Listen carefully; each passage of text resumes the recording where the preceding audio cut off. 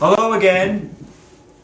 We're back. This is episode number 2, and today we're going to be doing a glue up. We're going to be gluing up the lid for our project, and we're going to be talking about the glue I'm using, and I'm also going to demonstrate how I make some cuts on these.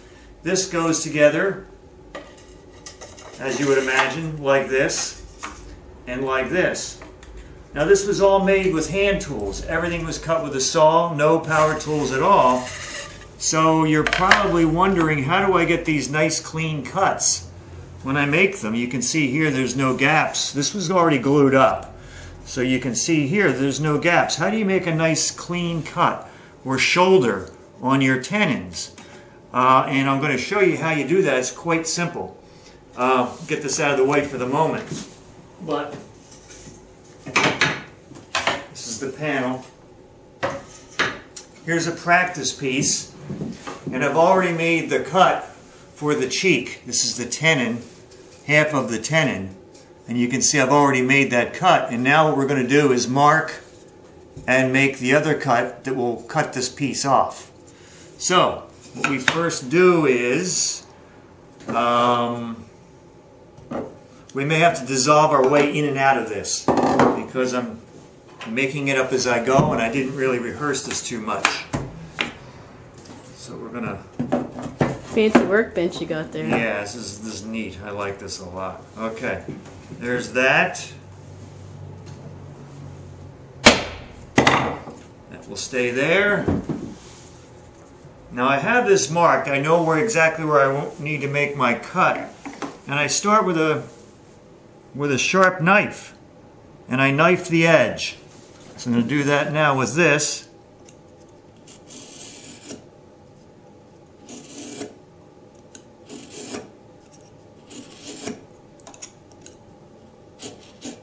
Making the cut a little bit deeper each time.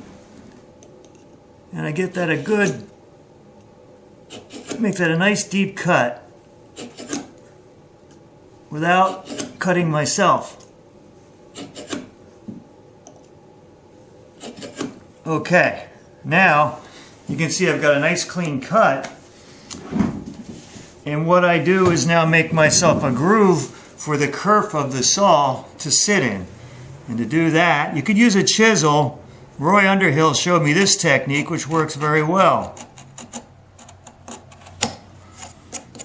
It just cuts that piece out and gives me a little groove for my saw to fit into. So, let's see how we do here. Also, excuse me, one thing. Get rid of this. Put this in here. It's called a bench hook. Okay.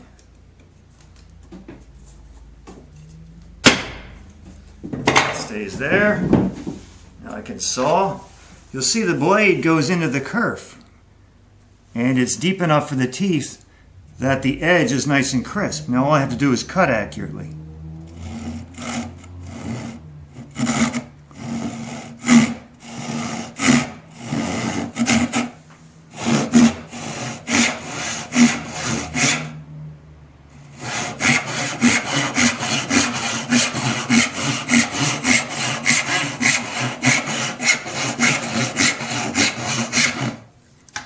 There we go.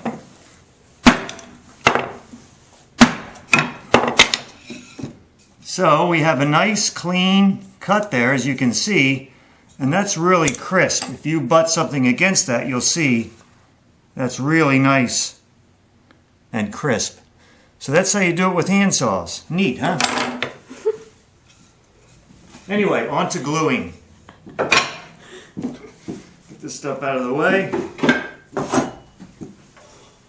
I like to keep my sharp knives in a wine cork. No shortage of those around here, let me tell you. Okay, now let's talk about glue. Two kinds of glue here. This is the kind we're all familiar with. This is yellow glue, developed in 1940s, and it works great. We use it all the time. my favorite kind of glue.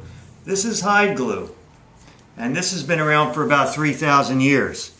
This is liquid hide glue, came out in 1935 and was invented by the Franklin Glue Company. Up until that time, hide glue came in a powder form like sand, like beach sand. And you mixed it with water and you put it in a glue pot and you heated it up to about 140 degrees, and that was your glue. It sort of looked like maple syrup. You'd paint it on and it would dry and cool, and that was the glue. It works great. The liquid hide glue has some advantages over this yellow glue, and that's why we're using it today. The neat thing about this stuff is it has a much longer open time. The open time on yellow glue is about 5 minutes, and then it starts to skim over, and if you have a long, complicated glue up, you're going to have trouble getting everything ready to go and assembled in 5 minutes. The open time on this glue is about 25 minutes, so you've got a lot longer time if you're doing dovetails and that kind of thing, or you have to paint a lot of glue on things. The liquid hide glue is much more useful, so we're using it today. This, by the way, is made by Tight Bond. However, if you look on the back of this label, it's owned by Franklin International. These are the same people that invented this in 1935. It's the Franklin Glue Company. And they claim it's the same formula. It probably is. It's hide glue with an additional chemical to it that makes it stay liquid at room temperature. So we're going to be using this stuff today. We'll probably dissolve our way in and out of this as we go, because it takes a while to get things together, but we'll just keep on rolling and see how far we get. I think I've got everything here. Let's see how we do.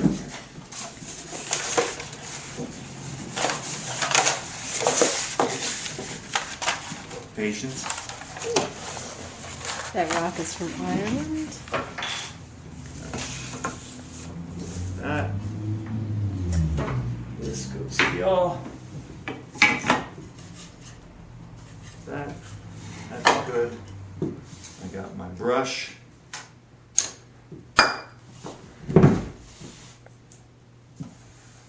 If I screw this up, I screw it up on camera. Looks like maple syrup. Okay.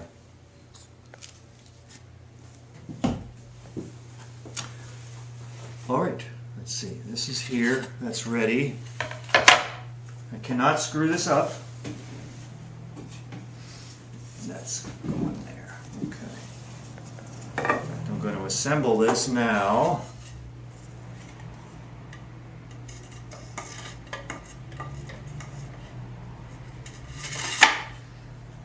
Like that. And I'll glue this on first. Okay, that's going to go like that. Okay. All right.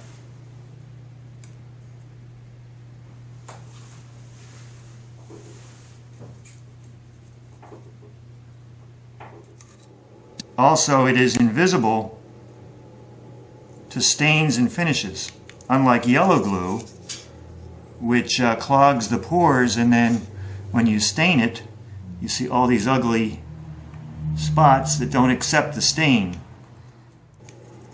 So you can see how great it is to have a long open time because otherwise I'd probably be in trouble right about now with yellow glue starting to set up before I actually was finished. I still have a ways to go here.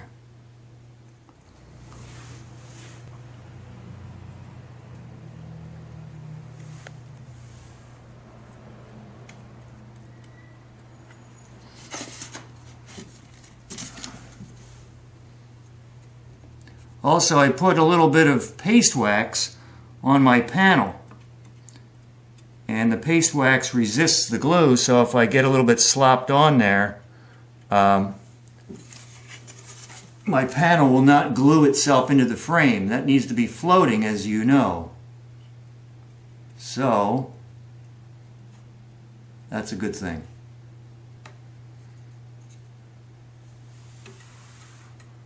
I really gob this stuff on. I tend to overglue, and I think I just think it's a better way to go.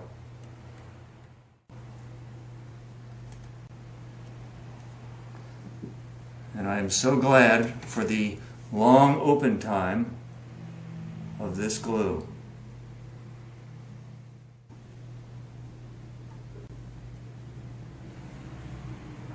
Okay.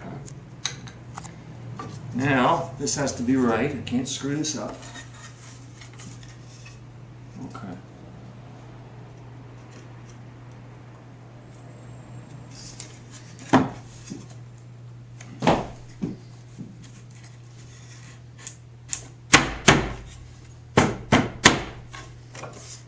Okay, it's good. Well, let's squeeze out. Ugh, what a mess.